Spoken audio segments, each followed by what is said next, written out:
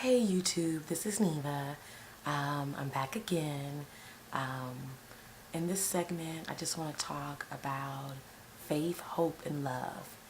And I want to take a few minutes to talk about my journey and my spiritual path and just my faith walk. I don't know. I used to be just lost, hopeless, and I knew there had to be something else. There had to be more than just going to work, going to school, going to sleep, partying, going to work, waking up, going home, going to sleep, partying, and then you die. And then you say to yourself, then what? And I went through a period in my life where I was sad, depressed. My job was going nowhere. I was dealing with issues of culture, identity, women's worth. And I said to myself, there has to be more than just this, than just being here. And at that point, some people from a great non-denominational charismatic church found me, and it was great. I mean, at first, it was all that they said it was. They were nice, they were kind, they led godly lives. It was charismatic, it was passionate, and everybody was go, go, go, go, go. And everybody had their hands in the airs. We spoke in tongues, and we just lived our life for Christ. And during that period, I have to say Christianity was great. I mean, it filled a void. My mood uplifted, my spirits were better. But blind faith only lasts so long. And then you say, wow, this was great, but now what? After the blind faith leaves and after the spiritual high goes down, you ask yourself, is this logical? And at that point, I started to really dive deep into Christianity. And for me personally, it just didn't add up. Things just didn't add up. And don't get me wrong, Jesus and believing in Jesus and the message, the true message of Jesus, of hope, faith, love, peace, it's all great. I find no fault in the man. I find no fault in the prophet or God, which I'm not going to get into that argument. At the end of the day, does it really matter? The point is he had a message to tell. And the point is, in America today, most people are too blinded to hear the truth and to hear the real message, which has nothing to do with organized church, organized religion, organized anything.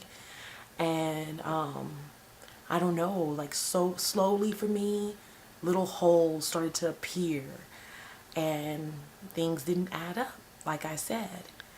So, for instance, like, oh, it's okay to have a Bible study, and you say we all fall short of the glory of God, and we all have sinned, and who are we to throw stones at our brothers and sisters unless we can throw a stone at ourselves? And this is all fine and all dandy until you think, wait a minute, it's okay for an alcoholic to host a Bible study because he has changed his life around for God. But it's not okay for a gay couple to host a Bible study. If we're all trying to lead a godly life, what does it matter what our past was? What does it matter if, in the end, we've all fallen short. We've all have sinned. And at that point, I realized that it just wasn't practical. How can you tell me that I have to go to all of these classes just to do a production in the Christmas play? Or, for instance, I went to Bible study on Wednesday nights. Then you wanted me to go on Saturdays. Then I went on Monday nights Holy Ghost prayer. I was speaking in tongues and we were raising our hands. We went to the retreat to cleanse our soul. All of this was great until I don't know, it just didn't make sense anymore. And for instance, there was a young man in my Bible study. The only night he could get off was Wednesdays, and he came faithfully every Wednesday to Wednesday night Bible study. He even went to the retreat to cleanse his soul, so to speak. But when it came down to it, to do the show for the big Christmas pageant, he couldn't because he didn't go to the classes, or lots and lots and lots of classes. And that's just what I don't get. Like, church in America has become so complicated and so far from the true message that how can anybody be drawn, or how can anybody feel hope or redeemed by it? And so therefore, I decided to leave, and I went through a period of darkness in my life, and then I found Buddhism. And I'm a new convert, or revert, but that's kind of funny since in Buddhism we don't believe in either. But basically, Buddhism has all the mysticism, all the passion, but it also has logic, and it also has more activism, as in world peace, faith, talks in humanity, and just believing that we're all interconnected, and that how can I be mean to the divine in you, and how can you be mean to the divine in me if the divine made us both? And with that said, I plan to talk about my journey more as I learn and I study. And until then, I wish everybody a blessed night. Shalom to my Jewish brothers and sisters. Assalamu alaikum to my Muslim brothers and sisters. And to all of us, and to the Buddha within us, namaste to us all.